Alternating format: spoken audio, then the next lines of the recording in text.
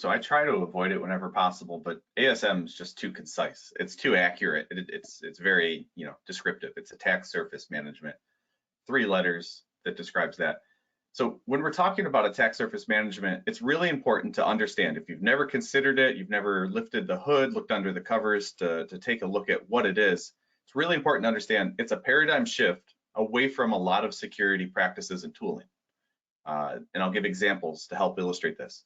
With EDR, you have to know about the endpoint to first install the agent on it to get the protections provided by the EDR.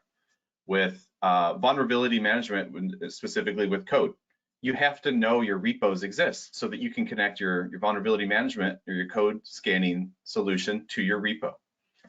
With ASM, it takes the shortcomings of the legacy vulnerability scanning platforms, the ones that are network-based. I won't name names, but you know who those are. There's a handful of them. The legacy vulnerability scanning solutions require that you know your IP space, roughly. Even if it's an IP block, you could say, here's my /21 on the internet or whatever it is, my /28.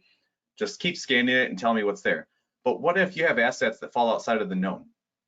Well, the legacy vulnerability scanners are going to completely fail. They have 0 insight into what's there. And that's a major problem for a lot of organizations. Attack surface management takes a different approach. It scours the internet. It uses automations. It uses human expertise. A lot of solutions do, not all. And they look for little breadcrumbs of data and information based off from one initial starting point. And that's usually your domain name. So, whatever you're at, your business name is .com, .net, .edu. You give a attack surface management vendor that little piece of information. They then go and scour DNS records, certificate data.